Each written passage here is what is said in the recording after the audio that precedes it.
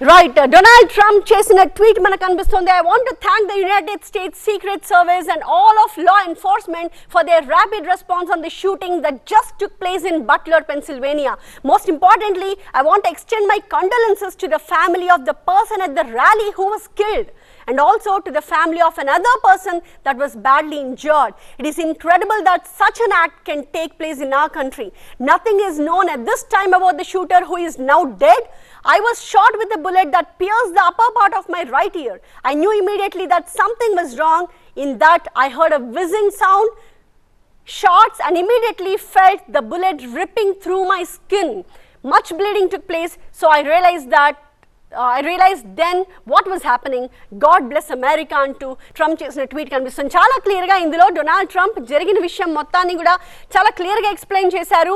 ముందుగా United states secret సర్వీస్కి అలాగే లా ఎన్ఫోర్స్మెంట్ విభాగానికి ఇంత ఫాస్ట్గా ఇంత ర్యాపిడ్గా యాక్ట్ చేసినందుకు, తనని సేవ్ చేసినందుకు, మరింత ప్రాణ నష్టం జరగకుండా ఆ షూటర్ని పట్టుకుని మట్టుబెట్టినందుకు వాళ్ళందరికీ కూడా ఆయన థ్యాంక్స్ చెప్తూ ఉన్నారు.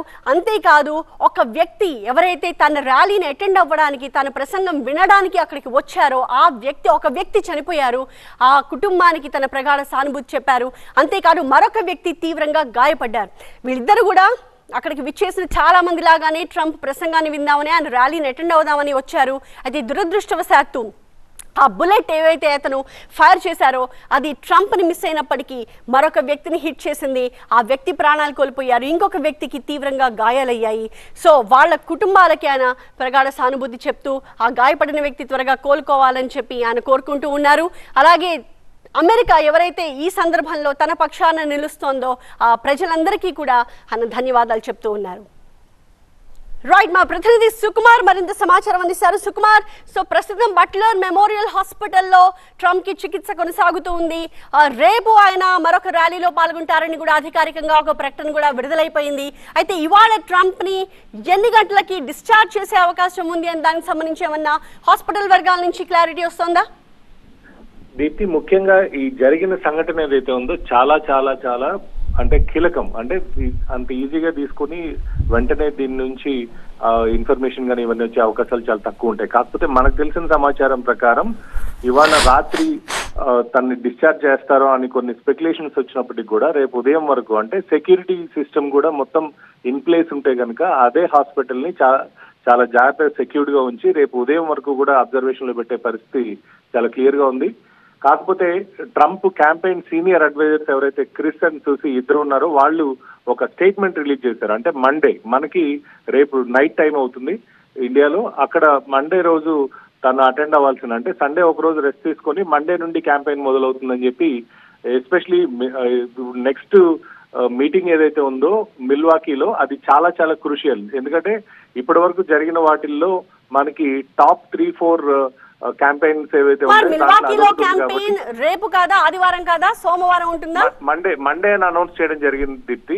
ముఖ్యంగా నెక్స్ట్ 1 వీక్ షెడ్యూల్ కూడా, అంటే మండే ఒకటి, థర్స్డే ఒకటి ఉంది. సో ఈ 2 రోజులు జరిగే ర్యాలీస్ ఏవైతే ఉన్నాయో ఇవి యథావిధిగా జరుగుతాయని చెప్పి వాళ్ళు ఒక అనౌన్స్మెంట్ చేయడం జరిగింది. కాకపోతే మెడికల్ బులెటిన్ వచ్చిన తర్వాత, మెడికల్ సైట్ నుండి మనకు ఒక క్లారిటీ వచ్చిన తర్వాత మాత్రమే ట్రంప్ ని అక్కడ నుండి డిశ్చార్జ్ చేసే పరిస్థితి ఉంటుంది. ఇన్ కేస్ ఒకవేళ సైకలాజికల్ గా కావచ్చు లేకపోతే ఫిజికల్ గా కావచ్చు ఏవైనా ఎక్కువ కాంప్లికేషన్స్ ఉంటాయి. ఎందుకంటే ఫస్ట్ ఇన్ఫర్మేషన్ మనకి ఫస్ట్ ఎయిడ్ చేసిన దగ్గర పెద్దగా కనిపించకపోవచ్చు కానీ బట్ ఏవైనా కీలకం అయితే మాత్రం దానికి సంబంధించి మరి మంచి మెడికల్ ఫెసిలిటీ వాషింగ్టన్ డీసీ కూడా ప్రెసిడెంట్ ఎక్కడైతే ట్రీట్ చేస్తారో అక్కడికి షిఫ్ట్ చేసే వాటికి కూడా మొత్తం సిస్టమ్ రెడీ చేసుకున్నట్టుగా మనకు వార్తలు వస్తున్నాయి. సో ఇన్ కేస్ ఒకవేళ అవసరం ఉంటుందంటారా Sukumar? Because Trump is actually he is fine, luckily, fortunately అని కేవలం చెవి పై భాగానికి గాయమైంది. అది కూడా ఆయన చాలా క్లియర్ గా ఎక్స్ప్లెయిన్ చేశారు జరిగిన ఘటన ఎలా జరిగింది అని దానికి సంబంధించి.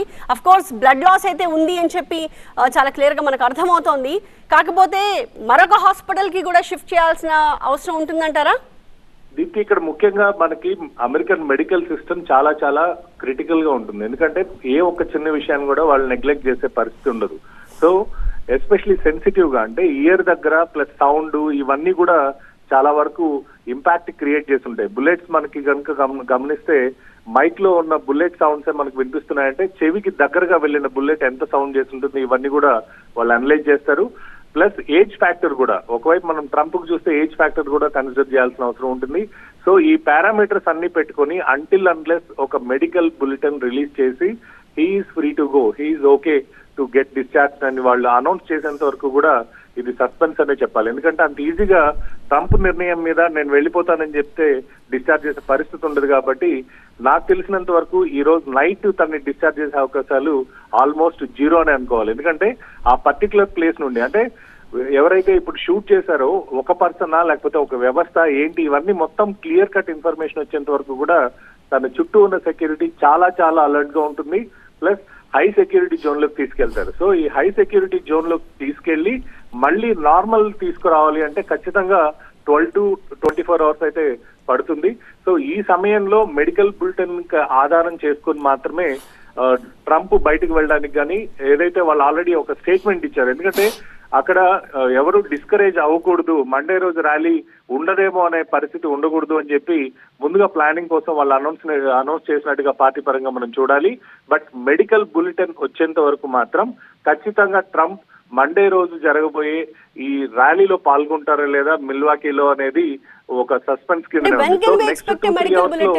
మెడికల్ బులెటిన్ కూడా వచ్చే అవకాశాలు మనకి ఎక్కువ కనిపిస్తున్నాయి. దీప్తి, ఐమ్ సారీ, ఎప్పుడు రావచ్చు అన్నారు?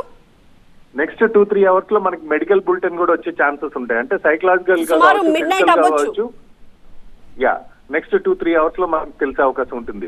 Right. So Pennsylvania local time ప్రకారం అర్ధరాత్రి కల్లా ఒక మెడికల్ బులెటిన్ వచ్చే అవకాశం ఉంది. ఎందుకంటే అక్కడి లోకల్ టైం ప్రకారం సాయంత్రం జరిగింది ఈ ఘటన. సాయంత్రం 6:15 ప్రాంతంలో ఈ ఘటన జరిగింది. ఆయన ఒక ర్యాలీని అడ్రస్ చేస్తున్న టైంలో. అయితే ప్రస్తుతం అక్కడ సమయం రాత్రి 10:30 దాటింది, దాదాపు 11 అవుతోంది. సో ఇంకొక 1 or 2 అవర్స్ లో ఒక మెడికల్ బులెటిన్ వచ్చే ఛాన్సెస్ ఉన్నాయి. ఎందుకంటే ఈ ఘటన జరిగిన తర్వాత ఇమీడియట్ గా పెన్సిల్వేనియా బట్లర్లోని మెమోరియల్ హాస్పిటల్ కి ఆయన తరలించారు. అక్కడ ఆయనకి ఇమీడియట్ గా చేయాల్సిన ఇనీషియల్ టెస్ట్లు అన్ని కూడా పూర్తి చేసిన తర్వాత ఆయనకి ఇవ్వాల్సిన మెడికల్ ఎయిడ్ అన్ని ఇచ్చిన తర్వాత ఆయన అబ్జర్వేషన్ లో పెడతారు. కన్సిడరింగ్ హిజ్ ఏజ్ ఆల్సో ఆయనకి కొంచెం special care and attention, and also former American president గా ఆయనకి తీసుకునే జాగ్రత్తలు నెక్స్ట్ లెవెల్లో ఉంటాయని కూడా మనం అర్థం చేసుకోవచ్చు.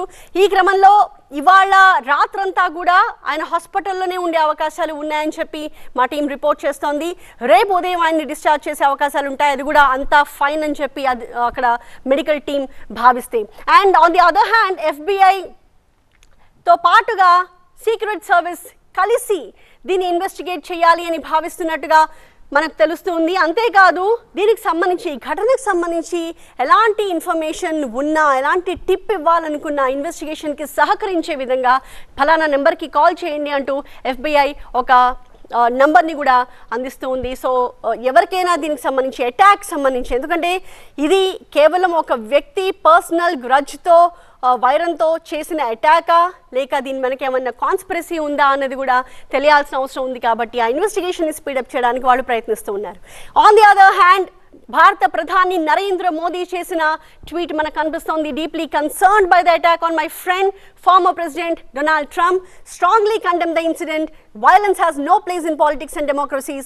Wish him speedy recovery. Our thoughts and prayers are with the family of the deceased, those injured and the American people అని చెప్పి ప్రధాని చేసిన ట్వీట్ మనకు కనిపిస్తోంది.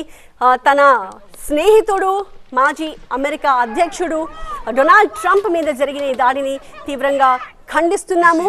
అసలు ప్రజాస్వామ్యంలో ఇలాంటి దాడులకు, రాజకీయాల్లో కానీ ప్రజాస్వామ్య దేశాల్లో కానీ ఇలాంటి దాడులకు, హింసకు అసలు స్థానమే లేదు. ట్రంప్ త్వరగా కోలుకోవాలని తాను కోరుకుంటున్నానని చెప్పి ఈ సందర్భంగా మోదీ చేసిన ట్వీట్ మనకు కనిపిస్తోంది.